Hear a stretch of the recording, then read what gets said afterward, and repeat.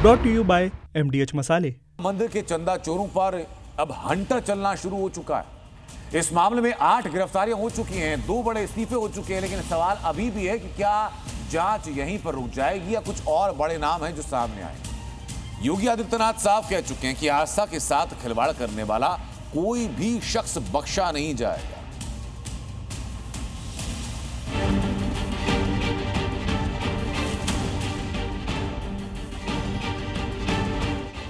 8 गिरफ्तारी, 2 इस्तीफा, अब अगला नंबर किसका?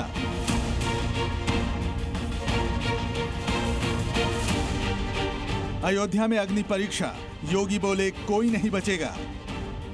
सनातन आस्था के साथ जो भी खिलवाड़ करेगा उसका भुक्तभोगी होगा, किसी को छूट नहीं दी जा सकती। योगी ने कहा था दूध का दूध पानी का पानी होगा। योगी ने कहा था आस्था से खिलवाड़ करने वालों का हिसाब होगा। उनकी पूरी सच्चाई सामने आएगी और जो योगी ने कहा था एक एक बात अक्षरशः जमीन पर उतरती दिख रही है। मुख्यमंत्री योगी की सख्ती के बाद चंदा चोरी के मामले में घटना के 18 दिन बाद FIR दर्ज हुई। इस FIR में ट्रस्ट के महासचिव चंपत राय के पूर्व ड्राइवर समेत 8 लोगों को आरोपी बनाया गया और उन्हें गिरफ्तार भी किया गया।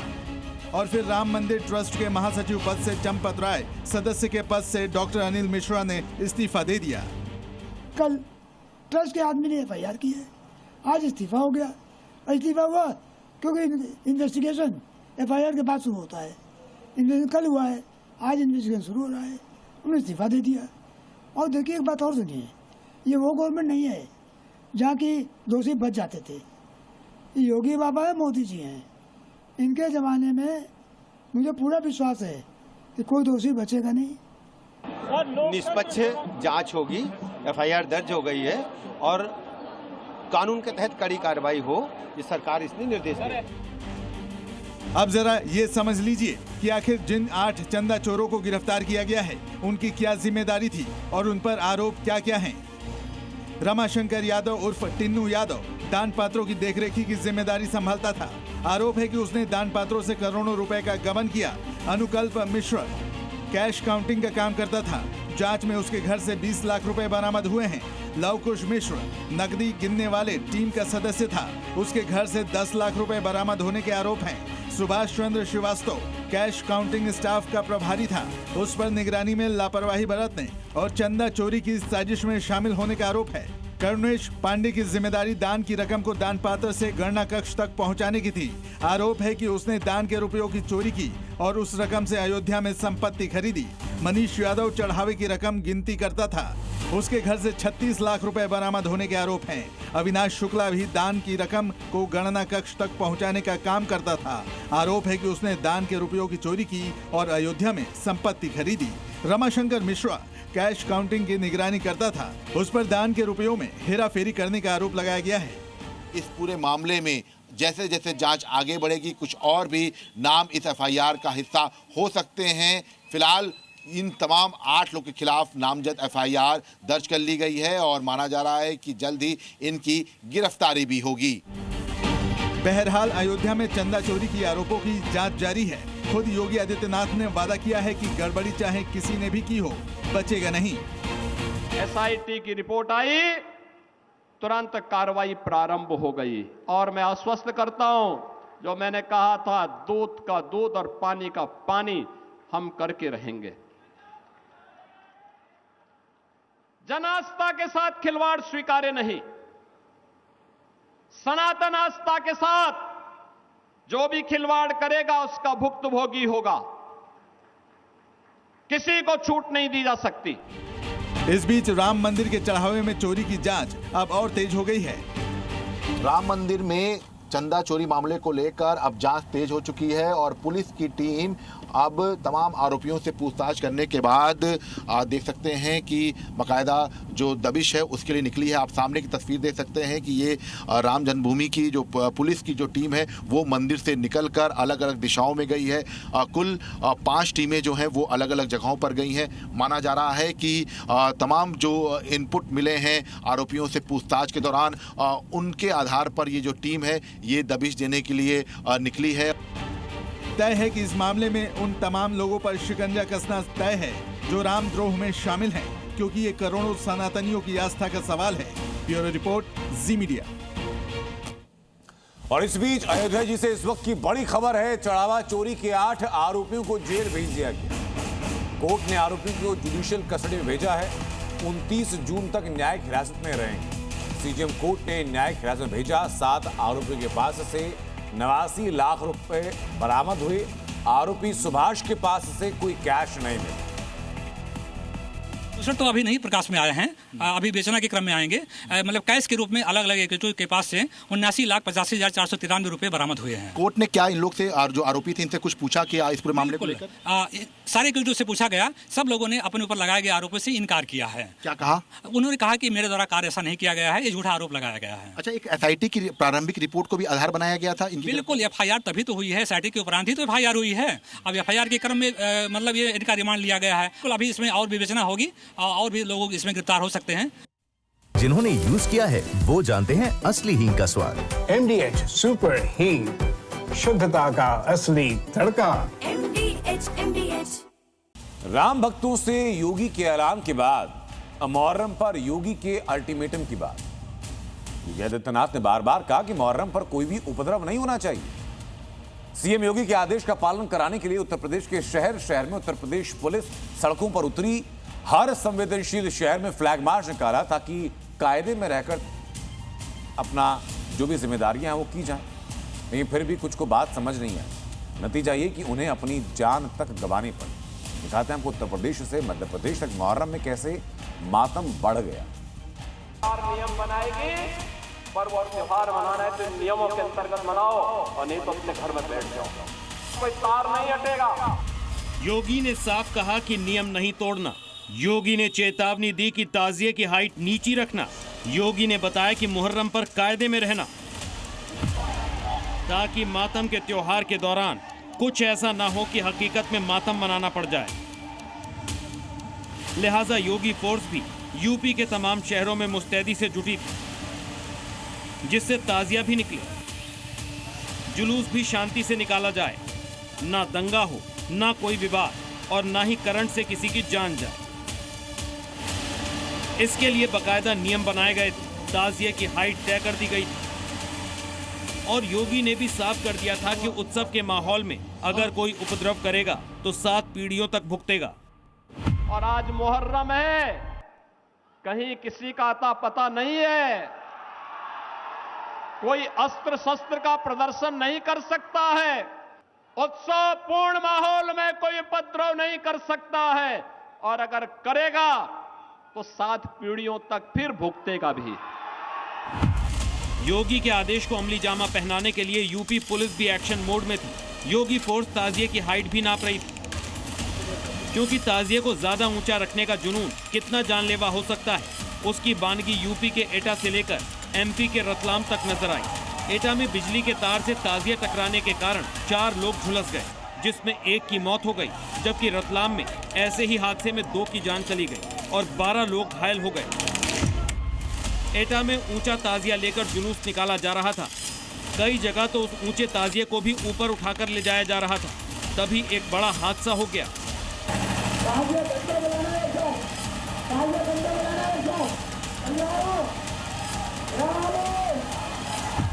ताजिया हाई टेंशन तार से टकराया और 4 लोग बिजली करंट की चपेट में आ गए, जिसमें से एक की मौत भी हो गई। यह हादसा उस वक्त हुआ जब भारी भीड़ के बीच मुहर्रम का जुलूस निकाला जा रहा था। तारों को लाठी से हटाया जा रहा था और फिर ताजिया निकाला जा रहा था। हालांकि पुलिस का कहना है कि यह टक्कर जुलूस के दौरान ताजिए के झुकने के बाद।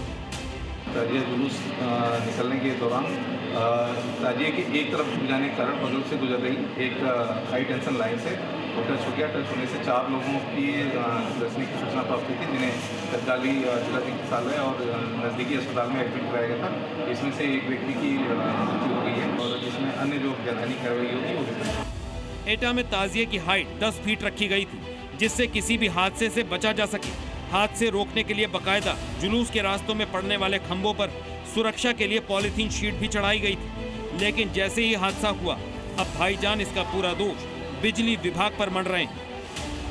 बिजली विभाग द्वारा हम लोगों को सूचना देने के बाद भी कि ये लट्ठे यहाँ पर टेढ़े हैं या गलत लगे हुए हैं, लेकिन उनके द्वारा कोई भी उस पर ध्यान नहीं दिया गया। ताजिए में जैसे ही करंट आया तो कम से कम 7 से 8 लोग वहां पर उन सबके करंट लगा। हालांकि मुस्लिम धर्मगुरु भी मानते हैं कि योगी ने जो चेतावनी दी वो लोगों की सुविधा और सुरक्षा के लिए ही थी। कानून के रखवालों को कानून का पालन करने के लिए कभी कभी तंबीह करना पड़ती है और ये तंबीह करना जरूरी भी होता है।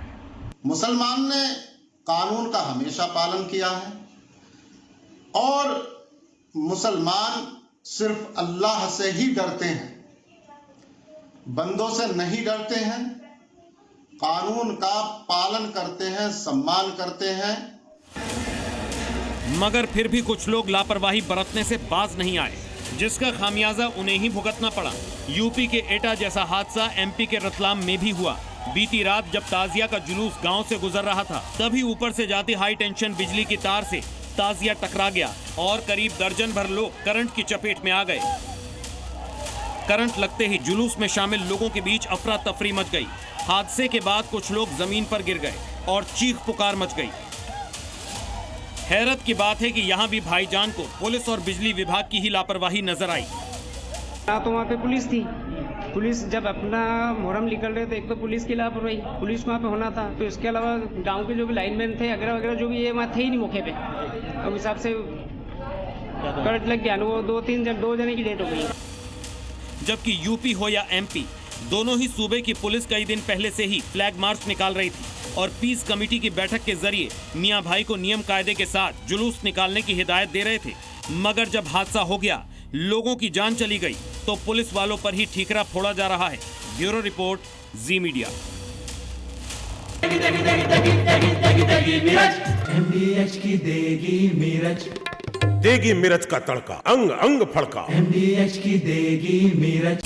मुहर्रम में जानलेवा मातम के बावजूद कई जगह लोग नहीं माने। कहीं ताजिए के जुलूस में तलवारबाजी की गई तो कहीं लाठियां भाजी गई। कई मुस्लिम युवक मुहर्रम के जुलूस में स्टंट करते नजर आए तो कहीं आपस में भिड़ते नजर आए। उत्तर प्रदेश से बिहार तक की तस्वीरें आपको देखनी चाहिए। मुहर्रम के नाम पर जगह जगह हुड़दंग हो रहा है। कहीं गाड़ी में धमाके कर दिए गए, कहीं आग वाले स्टंट हो रहे हैं, तो कहीं भाईजान आपस में ही जमकर भिड़ रहे हैं। हाथापाई, मारपीट, अराजकता, हुड़दंग। कुछ इस तरह देश के कई हिस्सों में मुहर्रम के दौरान बवाल हो गया। और खास बात यह है, इसमें विवाद दूसरे समुदाय से नहीं बल्कि भाईजान आपस में ही जंग लड़ने पर आ गए हैं। सबसे पहले तस्वीरें देखिए एमपी के धार की। वो धार जिसमें सरकारी इमामबाड़ा खोले जाने को लेकर विवाद चल रहा था। जब इमामबाड़ा खुला तो मुस्लिम समाज के लोग बड़ी संख्या में पहुंचे और वहां कुछ लोगों के बीच विवाद हो गया। मारपीट शुरू हो गई, हाथापाई हो गई, हंगामा हो गया। और जो लोग मुहर्रम के लिए आए थे वो सब एक तरह से सड़क पर जंग में शामिल हो गए। हालात ये हो गए कि एक युवक को बुरी तरह पीट दिया गया। एमपी के धार के साथ साथ शाहजहांपुर में भी भाईजान मुहर्रम पर एक दूसरे से भिड़ गए। लेकिन धार से अलग यहां हाथ नहीं, लाठी डंडे चलाए गए। भाईजान ने भाईजान पर ही लाठी चला दी। एक वक्त तो ऐसा लग रहा था मानो भाईजान के बीच लाठी वाला युद्ध छिड़ गया। मामला मुहर्रम जुलूस का है। यहाँ एक ही समुदाय के दो पक्षों के बीच विवाद हो गया और वो उसके बाद मारपीट में बदल गया। हालात बिगड़े तो लोगों ने बीच बचाव कर मामला शांत कराया, लेकिन तब तक कई लोगों को चोटें लग चुकी थी। जो तस्वीरें एमपी के शाहजहांपुर में देखी, उससे भी खतरनाक तस्वीर बिहार के शिवहर से सामने आई।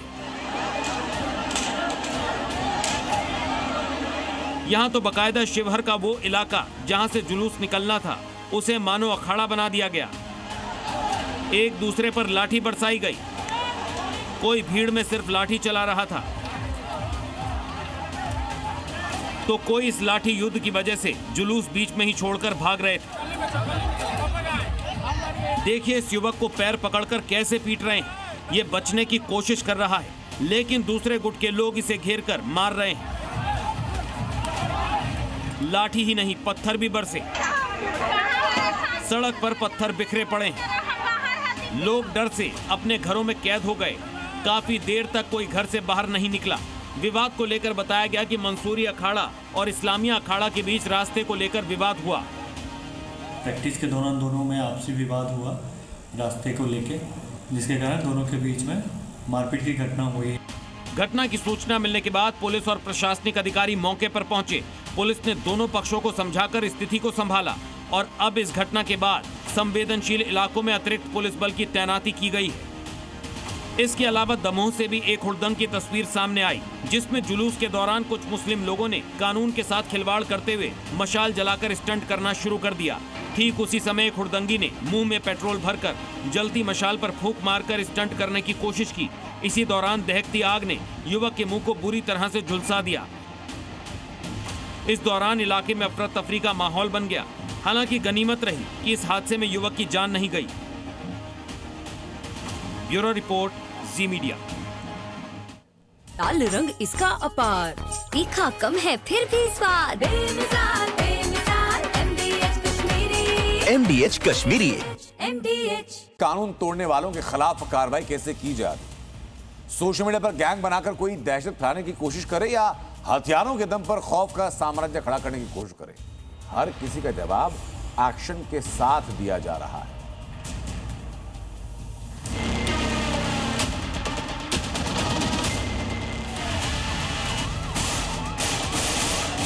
यूपी में आज के दिन पे रूल ऑफ लॉ है। यहाँ के कानून के साथ किसी को खिलवाड़ करने की छूट नहीं है। यूपी में अपराधी हो,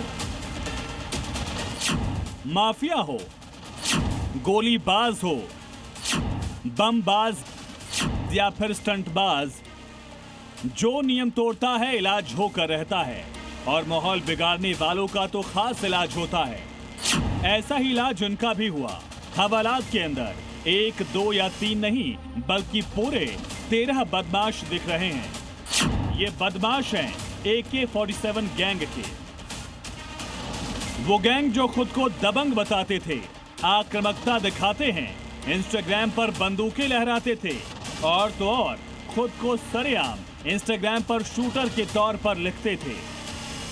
ये गैंग थी गोरखपुर की, जिसमें कई सारे लोग शामिल थे और इंस्टाग्राम पर भड़काऊ पोस्ट डाला करते थे। ऐसी ही पोस्ट एक ये भी थी। इसमें लिखा था, हम तुमसे तब टकराएंगे बेटा जब तुम कहोगे मेरे मुकाबले का कोई नहीं। और इसी पोस्ट में 5 लोग खड़े थे जो खुद को शूटर बताते थे। बस फिर क्या था, पुलिस की इन पोस्ट पर नजर पड़ी और शुरू हुआ एक्शन। पुलिस का कहना था कि गोरखपुर का ये AK-47 गैंग सोशल मीडिया पर आक्रामक पोस्ट, फोटो और मैसेज वायरल कर इलाके में भय और अराजकता का माहौल बनाने की कोशिश कर रहा था। इसके बाद इनको गिरफ्तार किया गया। सोशल मीडिया पे कुछ लड़कों द्वारा आक्रामक ग्रुप बनाकर शांति व्यवस्था भंग की जा रही थी। इसका संज्ञान लेते हुए सर्विलांस की मदद से हम लोगों ने चिन्हित लड़कों को चिन्हित करके इनकी गिरफ्तारी की गई तथा उनके खिलाफ विधिक कार्रवाई की है।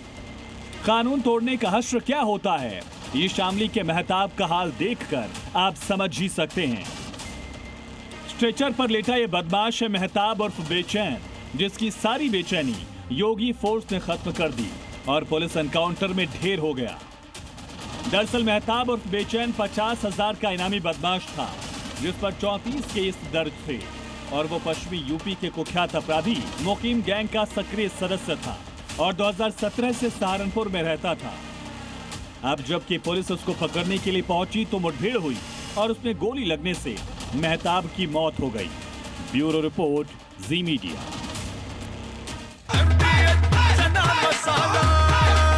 अब छोलिया हो या लोबिया, सफेद चने या काले चने, सब कुछ मजेदार बने। गैंगस्टर का इलाज तो हो रहा है, लेकिन विदेशी धरती पर एक्टिव भारतीय गैंगस्टर का नेटवर्क लगातार बढ़ रहा है। अंडरवर्ल्ड की दुनिया में एक नए गैंगस्टर की एंट्री हो रही है। जो लॉरेंस गैंग को चुनौती देने के लिए विदेश में भारतीय मूल के कारोबारियों को टारगेट कर रहा है। पुर्तगाल में भारतीय मूल के व्यापारी की कार पर फायरिंग हुई, जिसकी जिम्मेदारी north Indian gangster Rahul Meena ने ली है। क्या विदेश में भारतीय गैंगस्टर के बीच वर्चस्व की नई जंग छिड़ने वाली है? लॉरेंस बिश्नोई, रोहित गोदारा, गोल्डी बरार, इन तीनों के बाद अब विदेशी धरती में अंडरवर्ल्ड की दुनिया में नए गैंगस्टर की एंट्री हो गई है, जिसका नाम है गैंगस्टर राहुल आर.के. मीणा, जो लॉरेंस बिश्नोई गैंग के पैटर्न पर काम करता है। लॉरेंस गैंग का नेटवर्क कनाडा समेत कई देशों में फैला है, जो रंगदारी के लिए पहले धमकी देता है और फिर फायरिंग कर दहशत फैलाने की कोशिश करता है। जैसे लॉरेंस के टारगेट पर भारतीय मूल के व्यापारी और उद्योगपति रहते हैं, वहीं राहुल मीणा के भी टारगेट हैं। पुर्तगाल में भारतीय मूल के कारोबारी हरपाल सिंह को निशाना बनाया गया। हमलावरों ने कार को टारगेट कर 15 से 20 राउंड गोलियां चलाई, जिससे पुर्तगाल का सिंट्रा इलाका गोलियों की तड़तड़ाहट से गूंज उठा। इतना ही नहीं, एक घर पर भी ताबड़तोड़ फायरिंग की गई, जिससे खिड़की के शीशे टूटकर चकनाचूर हो गए। पुर्तगाल के सिंट्रा में हुई गोलीबारी की जिम्मेदारी नॉर्थ इंडिया के गैंगस्टर राहुल आर.के. मीणा ने ली है, जिसका सोशल मीडिया पर पोस्ट भी वायरल हो रहा है। पोस्ट में धमकी देते हुए उसने लिखा है, इस बार वो बच गया, लेकिन अगली बार उसे नहीं छोड़ा जाएगा। साथ ही चेतावनी दी गई है कि अगर उनकी शर्तें नहीं मानी गई तो इसी तरह की घटनाएं आगे भी होती रहेंगी। पोस्ट में सुनील मीणा गैंग का भी जिक्र किया गया है। इसके अलावा अमन साहू गैंग, नरेश अबोहर और अर्चित छापराना के नाम भी हैशटैग के साथ लिखे गए हैं।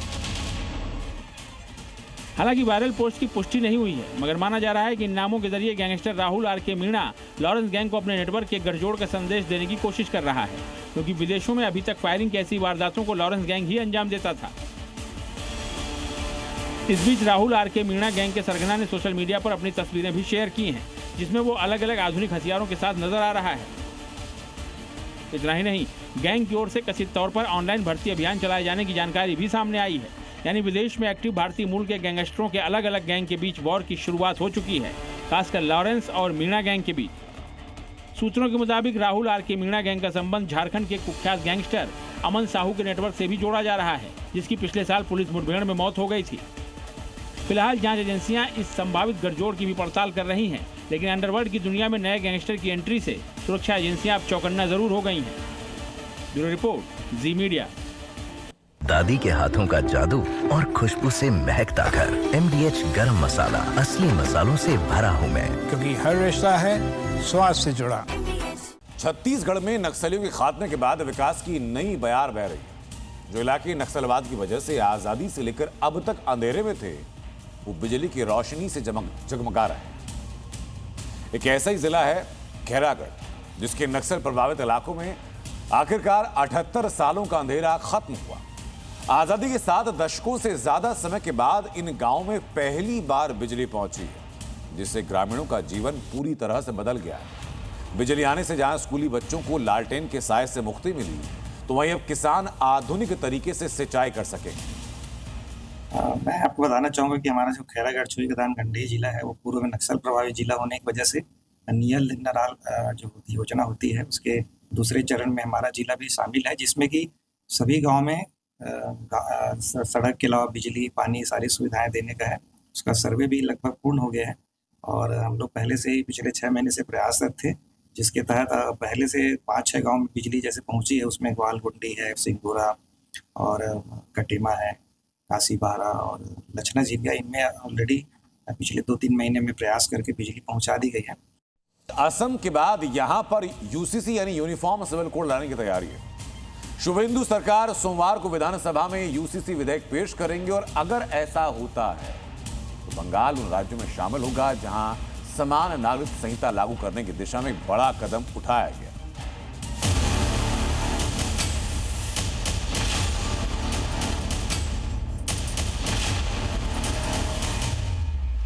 अधिकार है हमको, संख्यालघु का, मुसलमान का जो अधिकार, ये अधिकार खत्म हो जाएगा। पश्चिम बंगाल में बीजेपी के मैनिफेस्टो में जो जो वादे किए गए, एक एक कर हर वादे को अमल में लाया जा रहा। पश्चिम बंगाल में शुभेंदु सरकार बनी तो सबसे पहला प्रहार घुसपैठ पर हुआ और मिशन घुसपैठिए के तहत 3D यानी डिटेक्ट, डिलीट और डिपोर्ट का काम शुरू हो गया। अब बारी यूसीसी की है, यानी पश्चिम बंगाल में शुभेंदु सरकार यूनिफॉर्म सिविल कोड लाने वाली है। गुजरात, उत्तराखंड, असम के बाद पश्चिम बंगाल चौथा राज्य होगा जहां यूसीसी लाने की तैयारी है। यूनिफॉर्म सिविल कोड बंगाल में होगा, एक प्रोसीड्योर होता है, हम लोग असेंबली में बताऊंगा। एक कमेटी बनता है एक सिटिंग जज के नेतृत्व में। गुजरात, उत्तराखंड, आसाम में जिस तरीके से हुआ प्रोसीड्योर मानते हुए होगा। शुभेंदु अधिकारी की सरकार पश्चिम बंगाल विधानसभा के मौजूदा सत्र के दौरान सोमवार को यूसीसी से संबंधित विधेयक पेश कर सकती है। विधेयक सदन में पेश होते ही पश्चिम बंगाल यूसीसी पर पहल करने वाले राज्यों की सूची में शामिल हो जाएगा, यानी उत्तराखंड का मॉडल पश्चिम बंगाल में भी लागू किया जा रहा है। दरअसल यूसीसी लागू होने के बाद पश्चिम बंगाल में क्या बदलाव होंगे ये हम आपको आगे बताएंगे, लेकिन पहले ये जान लीजिए कि देश भर में कहां-कहां यूसीसी को लेकर कानून है। उत्तराखंड में धामी सरकार ने यूसीसी को पूरी तरह से लागू कर दिया है। गुजरात विधानसभा में यूसीसी कानून पास हो चुका है। असम में भी यूसीसी बिल पारित हो चुका है, लेकिन टीएमसी कह रही है कि बीजेपी बंगाल में मुसलमान को टारगेट कर रही है, इसलिए यूसीसी ला रही है। तो बीजेपी टीएमसी के वार पर पलटवार कर रही है। पश्चिम बंगाल का बीजेपी सरकार जल्दी हिंदू समाज को खुश करने के लिए या अपना कम्युनल एजेंडा को आगे बढ़ाने के लिए ये कर रहे हैं। UCC is one of the utmost important bill to be introduced in West Bengal. There are a lot of reasons. I don't want to discuss on that part. Yes, state government decided to introduce UCC West Bengal Bill 2026 on Monday. दरअसल पश्चिम बंगाल में UCC लागू होने पर राज्य में विवाह, तलाक, उत्तराधिकारी और पारिवारिक कानूनों में बड़े बदलाव देखने को मिल सकते हैं, जिसके बाद पश्चिम बंगाल में बहुविवाह पर पूरी तरह रोक लगेगी। शादी, तलाक, विवाह पंजीकरण के नियम एक जैसे हो जाएंगे। हलाला और इद्दत जैसी प्रथाओं पर लगाम लग सकता है। महिलाओं को पैतृक संपत्ति में बराबरी का अधिकार मिलेगा। लिव इन रिलेशनशिप का पंजीकरण अनिवार्य बनाया जा सकता है। अब यूसीसी को लेकर भाईजान क्या कहते हैं ये भी जान लीजिए। कानून हमारा देश में लागू हो तो ये जो अधिकार है हमको संख्यालघु का मुसलमान का जो अधिकार, ये अधिकार खत्म हो जाएगा। सब लोग को मिल करके हम लोग रहना चाहता है, इसलिए जो आपको नोटिफिकेशन निकलेगा, इसका ऑर्डर जो निकलेगा वो पीसफुल के लिए होना चाहिए। जो भी होगा तो देश का भला के लिए होगा, ठीक है, समाज को जो अच्छा होगा भला के लिए होगा, यही चाहते हैं। बीजेपी से एक देश एक कानून का विजन बता रही है, जबकि विपक्ष इसे सामाजिक और धार्मिक पहचान से जुड़ा मुद्दा बनाकर घेरने की कोशिश कर रहा है। अब इंतजार सोमवार यानी 29 जून का है और निगाहें बंगाल विधानसभा पर टिकी है, जहां यूसीसी विधेयक पेश होते ही सिर्फ सदन नहीं बल्कि पूरे देश में इस पर नई राजनीतिक और वैचारिक बहस शुरू होना तय माना जा रहा है। ब्यूरो रिपोर्ट, जी मीडिया। पाकिस्तान की आर्थिक हालत आईसीयू में है, लेकिन फील्ड मार्शल आसिम मुनीर अपनी फौज पर खजाना लुटाने में जुटे। सवाल ये कि आखिर कंगाल पाकिस्तान में सेना पर इतनी मोहब्बत, इतनी मेहरबानी क्यों? क्या इसके पीछे सिर्फ सैनिकों का मनोबल है या अपने ही देश में बढ़ते विद्रोहों को हटाने की, दबाने की, खत्म करने की मजबूरी? पाकिस्तान में जनता महंगाई से करहा रही है। कर्ज का पहाड़ हर दिन ऊंचा होता जा रहा है। आटे दाल के भाव आसमान पर हैं और अर्थव्यवस्था आज भी आईएमएफ और विदेशी मदद के सहारे सांस ले रही है। लेकिन फील्ड मार्शल आसिम मुनीर को इसकी कोई फिक्र नहीं। पाकिस्तानी जनरल को मतलब है तो सिर्फ अपनी फौज से। जिस फौज के दम पर उसकी कुर्सी सुरक्षित है, उस पर नोटों की बारिश कर रहा है। इसीलिए पहले पाकिस्तान का रक्षा बजट बढ़ाया गया और अब पाकिस्तानी सेना को मिला 25% का मोटा इंक्रीमेंट। सूत्रों के मुताबिक पाकिस्तानी सेना के अधिकारियों और जवानों की सैलरी में 25% की बढ़ोतरी कर दी गई है। यही नहीं, डिस्टर्बेंस अलाउंस 3 गुना, यूनिफॉर्म अलाउंस 2 गुना, बैटमैन अलाउंस भी 2 गुना। यानी पाकिस्तान का खजाना भले ही खाली हो जाए, लेकिन फौजियों की जेब भर दी जाएगी। इससे पहले शहबाज सरकार पाकिस्तान के रक्षा बजट में भी 18% का इजाफा कर चुकी है। यानी उधार के पैसे पर पाकिस्तान गोला बारूद खरीदेगा, या यूं समझिए मुनीर ने डिफेंस बजट को बढ़ाकर अपनी गैंग यानी आर्मी के लिए पहले ही इंतजाम कर लिया। अब सवाल है कि आखिर पाकिस्तान के आर्मी चीफ आसिम मुनीर अपनी फौज को मालामाल करने में क्यों जुटे हैं, इसकी वजह भी समझ लीजिए। एक तरफ पीओके में पाकिस्तानी सेना के दमन के खिलाफ आवाज बुलंद हो चुकी है। बलूचिस्तान में बलूच लड़ाके लगातार सेना को चुनौती दे रहे हैं। अफगानिस्तान सीमा पर तालिबान से तनाव बना हुआ है, जहां पाकिस्तानी फौज को कई बार भारी नुकसान उठाना पड़ा है। और ऑपरेशन सिंदूर के दौरान भारतीय कार्रवाई ने भी पाकिस्तानी सेना की कमजोरियों को दुनिया के सामने उजागर कर दिया। यानी हालात ऐसे हैं कि मुनीर की फौज लगभग हर मोर्चे पर दबाव में है। ऐसे में सैनिकों की सैलरी बढ़ाकर उनके गिरते मनोबल को संभालने की कोशिश हो रही, क्योंकि पाकिस्तान में जो मौजूदा हालात हैं वो साफ बताते हैं कि आने वाले दिनों में मुनीर फौज को सिर्फ सीमाओं पर ही नहीं बल्कि अपने ही देश के भीतर कई मोर्चों पर संघर्ष का सामना करना पड़ सकता है। एक तरफ उधार के पैसों से मुनीर अपनी आर्मी की सैलरी बढ़ा रहा है, तो दूसरी तरफ पाकिस्तान का गरीब तबका टैक्स और भुखमरी की चक्की पीस रहा है। अवाम को समझ ही नहीं आ रहा है कि वो सरकार को पैसा तो चुका रहे हैं, लेकिन वो पैसा जा कहां रहा है। मुनीर एंड ब्रिगेड की ये कारस्तानी भले ही आम आवाम को समझ न आए, लेकिन पढ़े लिखे पाकिस्तानियों ने मुनीर की लानत मलानत शुरू कर दी है। अब ऐसे में आवाम मरे तो मरे, पूरा मुल्क भिखारी ही क्यों ना बन जाए, इससे मुनीर को कोई फर्क नहीं पड़ता है। अब जनता आटे दाल का हिसाब करती रहे, लेकिन हुक्मरान मलाई खा रहे हैं। यही वजह है कि पाकिस्तान गरीबी और गुर्बत के उस दलदल में धंस चुका है जहां इसकी सांसें कभी भी टूट सकती हैं। ब्यूरो रिपोर्ट, जी मीडिया। पाकिस्तान में अब तक जो खुद को मुल्क कट्टर मुस्लिम के तौर पर दुनिया के सामने पेश करता रहता है, सिंधु घाटी सभ्यता को मानता नहीं है, तो पाकिस्तान भारत की वाटर स्ट्राइक के बाद बूंद बूंद पानी के लिए तरसा, तो इस्लाम भूलकर सिंधु घाटी सभ्यता को याद करने लगा। पाकिस्तान के जज्बात बदलने की वजह क्या है, इस रिपोर्ट में दिखाते हैं आपको। पानी और खून भी एक साथ नहीं बह सकता। बिन पानी तड़पा पाकिस्तान, भूल गया इस्लाम। जिन्नालैंड को पानी के लिए सिंधु सभ्यता कबूल। जिस देश का जन्म भी मजहब के नाम पर हुआ, जो पाकिस्तान दशकों से कहता है हमारी पहचान सिर्फ इस्लाम है, उसके लिए इतिहास बाद में आता है। मगर भारत ने जैसे ही सिंधु नदी का पानी रोका, तो पाकिस्तान प्यास से तड़पने बिलबिलाने लगा, आवाम त्राहिमाम करने लगी कि अगर भारत पाकिस्तान को जन्म दे सकता है तो समय आने पर वह, अब आगे मुझे बोलने की कोई जरूरत नहीं है। नतीजा ये हुआ कि पाकिस्तानी हुक्मरानों ने पहले भारत, फिर यूएन से गुहार लगाई, और जब कहीं से बात नहीं बनी तो सिंधु नदी के जल के लिए खून बहाने और जंग की गिदड़ भभकी देने लगा।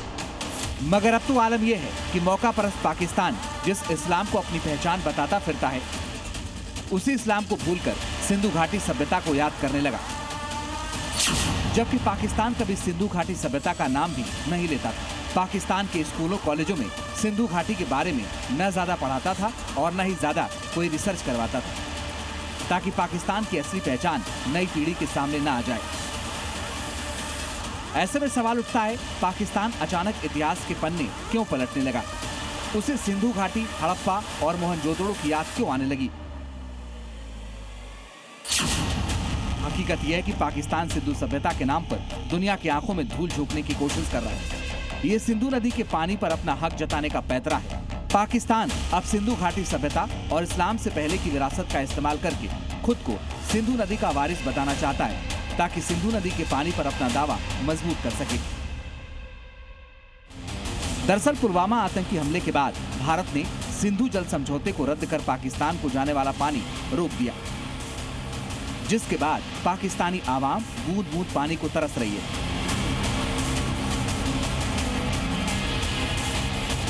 यही वजह है कि पाकिस्तान अब दुनिया को बता रहा है कि हमारी जड़ें तो सिंधु घाटी सभ्यता से जुड़ी हैं।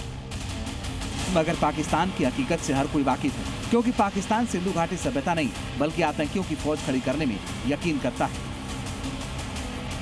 ब्यूरो रिपोर्ट, जी मीडिया। अब छोलिया हो या लोबिया, सफेद चने या काले चने, सब कुछ मजेदार बने।